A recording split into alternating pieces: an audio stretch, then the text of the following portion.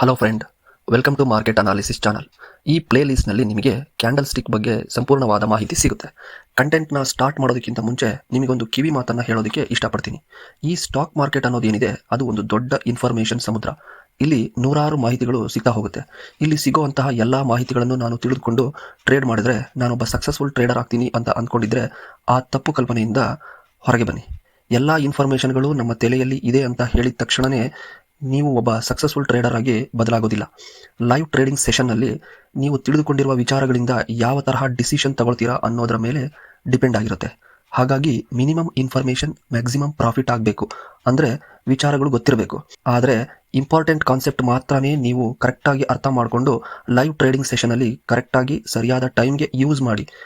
ಹಾಗಾಗಿ ಈ ಪ್ಲೇ ಲಿಸ್ಟ್ನಲ್ಲಿ ಕೇವಲ ಲೈವ್ ಟ್ರೇಡಿಂಗ್ ಸೆಷನ್ನಲ್ಲಿ ಬಹಳ ಯೂಸ್ ಆಗ್ತಕ್ಕಂಥ ಕ್ಯಾಂಡಲ್ ಸ್ಟಿಕ್ಗಳ ಬಗ್ಗೆ ಮಾತ್ರ ಮಾಹಿತಿ ಕೊಡ್ತಾ ಇದ್ದೀನಿ. ದಯವಿಟ್ಟು ಎಲ್ಲ ವಿಡಿಯೋಗಳನ್ನು ತಪ್ಪದೇ ನೋಡಿ.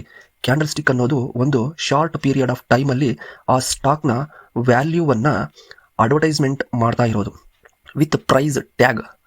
ಯಾವಾಗಲೂ ಒಂದು ಸ್ಟಾಕ್ನ ವ್ಯಾಲ್ಯೂನ ಟ್ರೇಡ್ ಮಾಡಿ, ಪ್ರೈಸ್ನ ಟ್ರೇಡ್ ಮಾಡಬೇಡಿ. ಅಂದರೆ ಫಾರ್ ಎಕ್ಸಾಂಪಲ್, ನೀವೊಂದು ಏರ್ ಕಂಡೀಷನರ್ನ ಬೈ ಮಾಡಬೇಕು ಅಂತ ಅಂದ್ಕೊಂಡಿರ್ತೀರ. ಆಗ ಬೇಸಿಗೆ ಸೀಸನ್ನಲ್ಲಿ ಏರ್ ಕಂಡೀಷನರ್ ಪ್ರೈಸು ಕೇಳ್ತೀರಾ, ಅದು 25,000 ಇರುತ್ತೆ ಅಂತ ಅಂದ್ಕೊಳ್ಳಿ. ನೆಕ್ಸ್ಟ್ ಅದೇ ಏರ್ ಕಂಡೀಷನರ್ನ ಚಳಿಗಾಲದಲ್ಲಿ ಹೋಗಿ ಕೇಳ್ತೀರಾ ಅಂತ ಅಂದ್ಕೊಳ್ಳಿ. ಆಗ ಅದರ ಪ್ರೈಸು 20,000. ಹಾಗಾದರೆ ಏರ್ ಕಂಡೀಷನರ್ ವ್ಯಾಲ್ಯೂ ಕಡಿಮೆ ಆಯಿತಾ ಅಥವಾ ಕೇವಲ ಪ್ರೈಸ್ ಮಾತ್ರ ಕಡಿಮೆ ಆಗಿರೋದಾ? ಇಲ್ಲಿ ಕಡಿಮೆ ಆಗಿರೋದು ಏರ್ ಕಂಡೀಷನರ್ ವ್ಯಾಲ್ಯೂ. ಏರ್ ಕಂಡೀಷನರ್ಗೆ ಚಳಿಗಾಲದಲ್ಲಿ ಅಷ್ಟೊಂದು ಡಿಮ್ಯಾಂಡ್ ಇರೋದಿಲ್ಲ, ಹಾಗಾಗಿ ಪ್ರೈಸ್ ಕಡಿಮೆ ಆಗಿತ್ತು.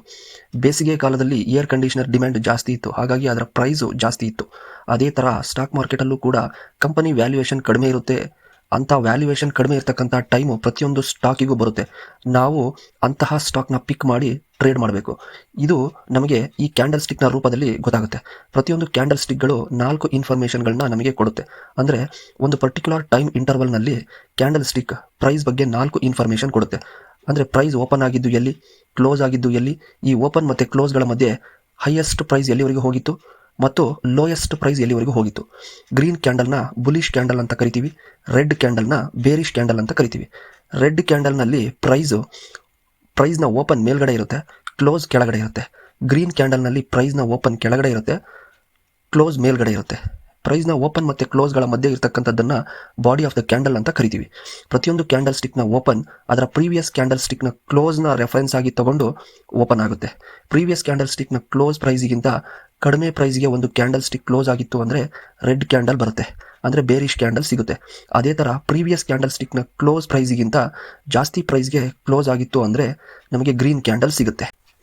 ಇದು ಮೊದಲನೇ ವಿಡಿಯೋ ಆಗಿರೋದ್ರಿಂದ ಬೇಸಿಕ್ ಇನ್ಫಾರ್ಮೇಷನ್ ಕೊಟ್ಟಿದ್ದೀನಿ.